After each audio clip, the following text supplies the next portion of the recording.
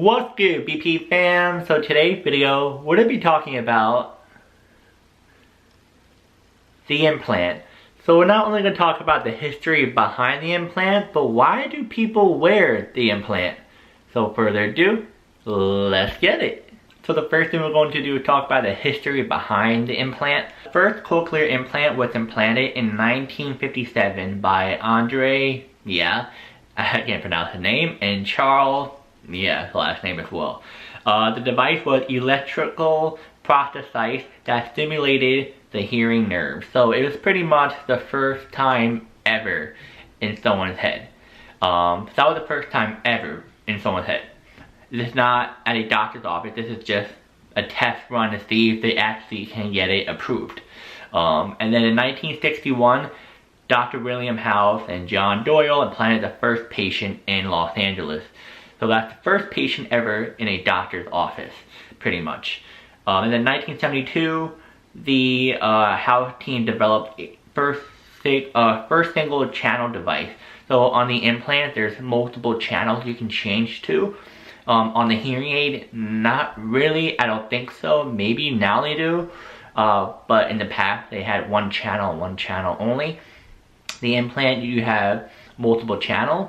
But in 1972, they just had one single channel that they developed.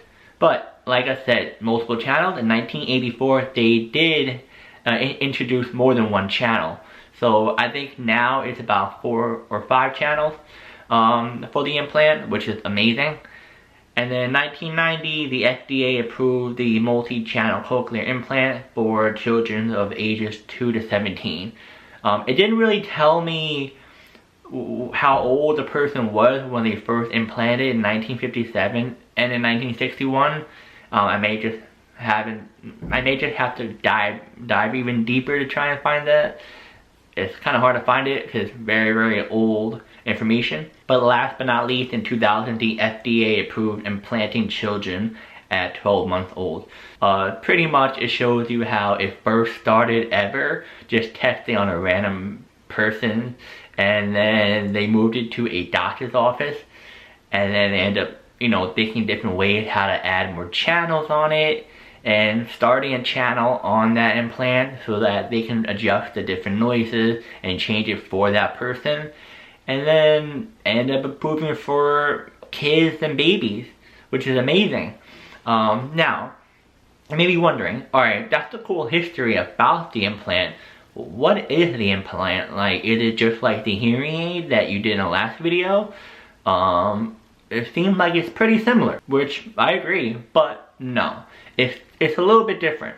The reason why it's a little bit different is that the cochlear implant is an electric device that helps people with severe to profound hearing loss regain some sense of hearing.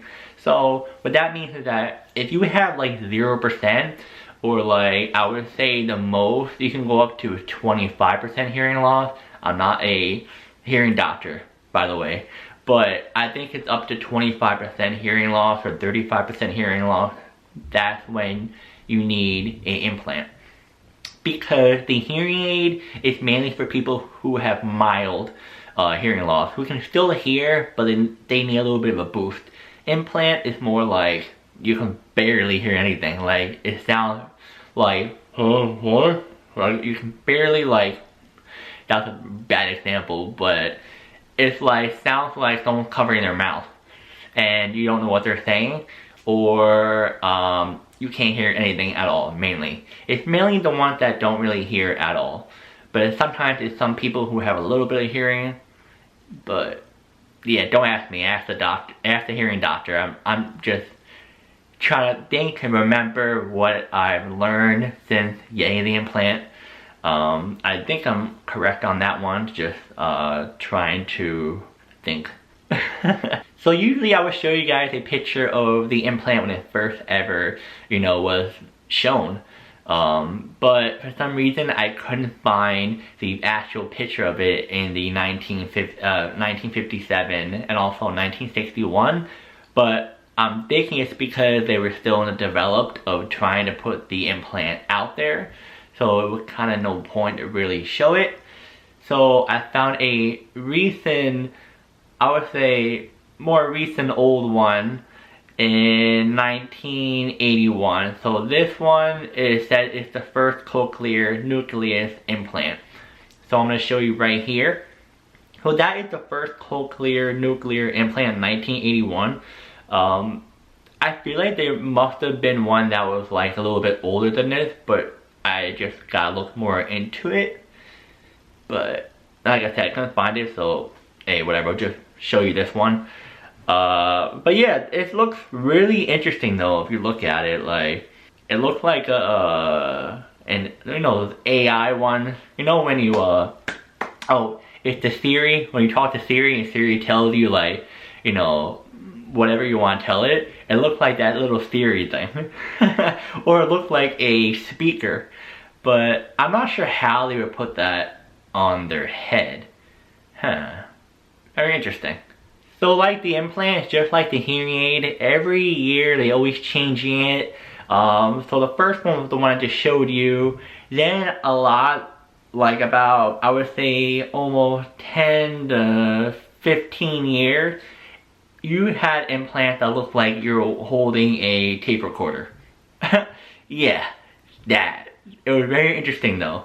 From 1982 to 1997, like that.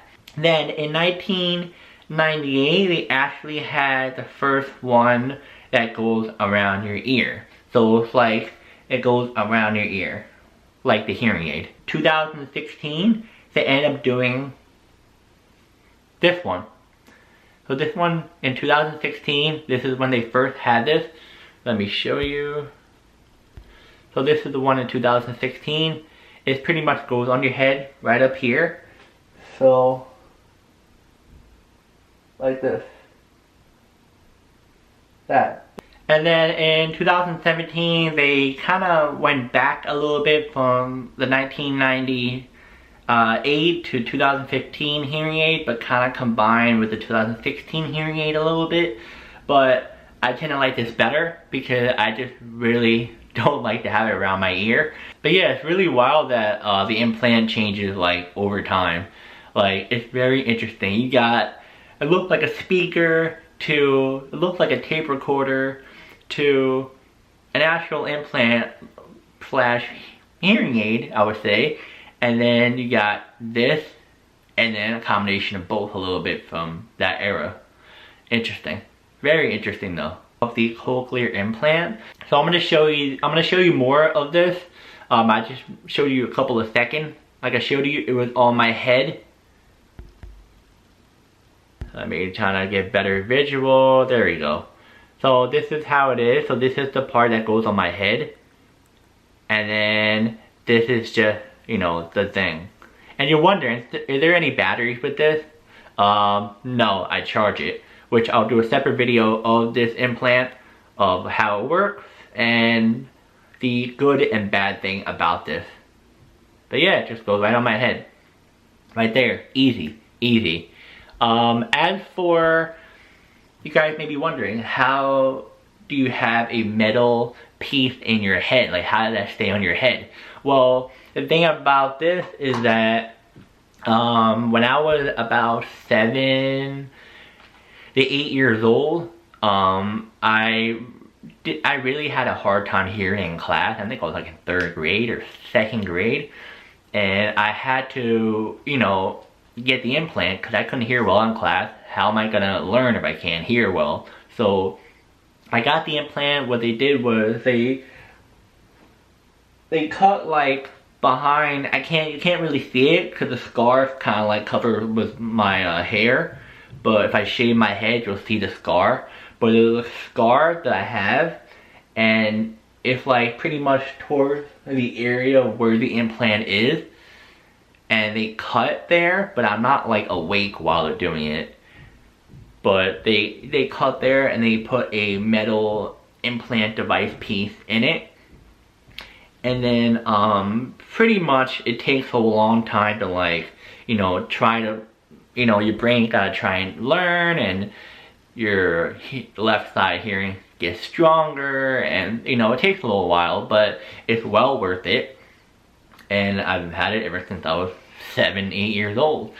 Yeah, I mean, I'll talk more into the implant. Want to give you guys the history behind it. I'll talk more detail about me as a person wearing the implant and how I feel. I don't want to get too deep into it. I'll just do a separate video for that. But yeah, guys, that is the implant history and how it all works. If you are new of wearing an implant, comment down below. I'll be more happy to help. I've experienced this for over 20 years. So I can give you the good, the bad, what you should do, what you shouldn't do. And also, if you never had an implant, you're just an everyday person, you want to learn more about it, comment down below. I'll answer your question too. I'm very open about it. And yeah, guys, I want to thank you for supporting me and listening to this whole video about the implant. And yeah, see you next video.